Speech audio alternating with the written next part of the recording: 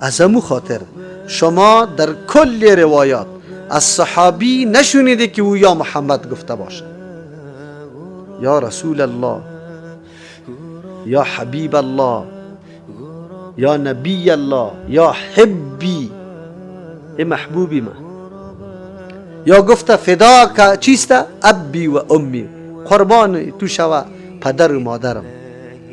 اینطوری کلمات استعمال کرده، کلمات احترامه. کلمه یا محمده یا جبریل امین استعمال کرده که او ملک است، مکلف نیست، یا منافق یا اعرابی، آدم دیهاتی که اخلاق و آداب مجلس و سر و صدا زدن یاد نداشت، یا یهودی استعمال کرده. ثوبان رضی الله عنه مولای پیغمبر، غلام آزاد شده پیغمبر علیه السلام است. در پیش روی پیغمبر یهودی گفت یا محمد، زد قطع بکستمی. ثوبان رضی الله عنه یهودی را در سینه‌اش پسکای شاند. تو در شان پیغمبر علیه السلام بیادبی میکنی؟ تعجب است. صحابی به خاطر گفتن یا محمد یهودی را قطع بوکس میزنه، در حالی که در مجلس پیغمبر صلی الله علیه وسلم اینطوری عمل قطعا انجام داده نمیشه. اما صحابه میدانستن قدر و قیمت پیغمبر علیه السلام که در شان پیغمبر بیادبی است، از همون خاطر زد شپسکوی نشست. اما امروز مردم دعوت میشه که بعد یا محمد بگوی. این در زمانی که پیغمبر علیه السلام در مجلس حضور داره، در مون مجلس بعد یا محمد گفته نشه. اما زمانی که پیغمبر علیه السلام از دنیا رحلت کرد و تو در افغانستان زندگی داری و آل یا محمد میگی، از تو سوال دارم. اگر این عقیده داشته باشی که آوازی مرا پیغمبر علیه السلام میشنوه و حالتی مرا به خاطر برش آواز میدم که در کدام مشکلی که گیر آمده این مشکل رفع بکنه و حالت مرا میبینه، شکی دی نیست که شرک است، شرک اکبر است. به خاطر که در صفت علم الله، در صفت ناظر بودن الله، رقیب بودن الله پیغمبر تو شریک کرد و این صفت بجز از الله متعال به کسی دیگری ثابت نیست. چرا که عالم الغیب بی وسائل علم سری کسی داشتن، بی وسائل آواز شنیدن، این صفت کیست؟ الله متعال است. خویا یک گپ دیگه میزنم، این در مجالس هم برای ما گفته، ما میگه به طریق محبت میگیم، نه به طریق استغاثه. طلب فریاد به پیغمبر نمی کنیم، از او کدام مشکل نمیخوایم، بلکه ما میگیم که محبت قطع پیغمبر داریم. ما میگیم که بله، محبت پیغمبر جز ایمان است، محبت پیغمبر عبادت است. وقتی که محبت پیغمبر عبادت شد، طریقه عبادت همیشه پیغمبر بر ما تعلیم داده، ما طریقه های عبادت از خود اختراع کرده نمیتونیم.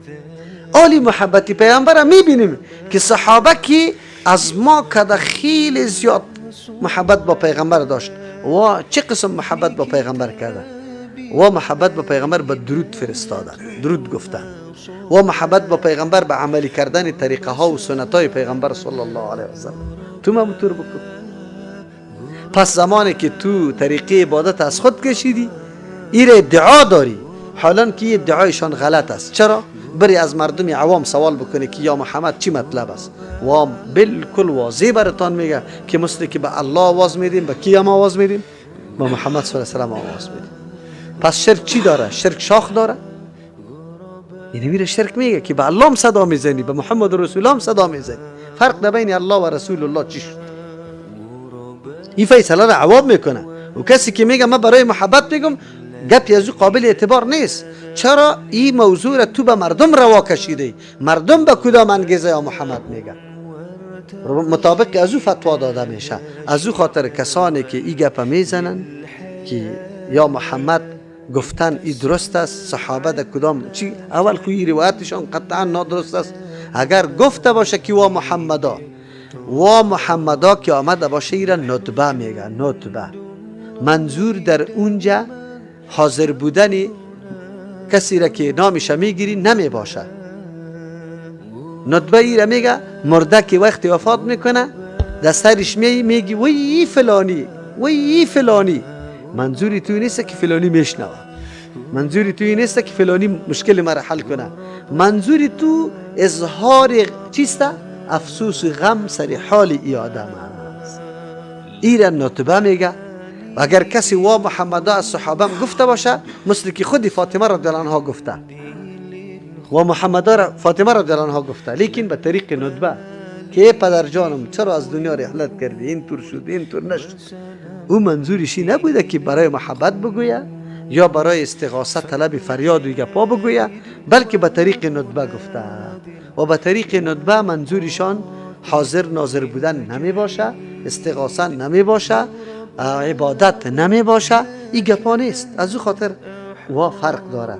پس این بیچاره فرق در بین ندبه و ندا نمیتونه. حالا که در علم نحو کسایی که نحو میخوانه در اونجا در بحث منادا یک به نام ندبه یاد میکنه، یکی را ندا میگه. در ندا اونجا تعریف میکنه که منادا کی را میگه؟ هو المطلوب اقباله.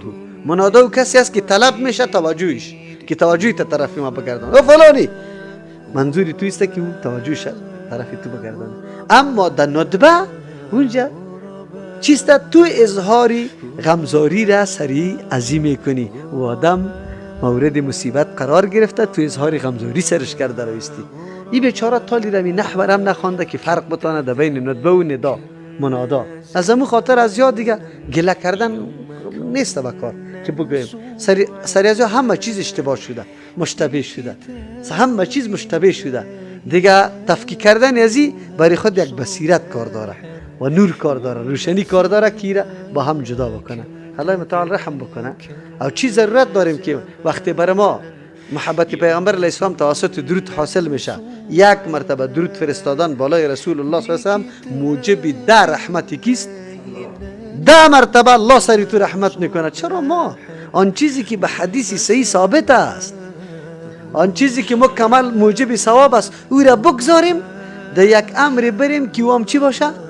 نعوذ بالله ما را در شرک بکشانه. اگر در شرک نکشانه در بدعت خو حتمی واقع میکنه. چی ضرور؟ خلاص.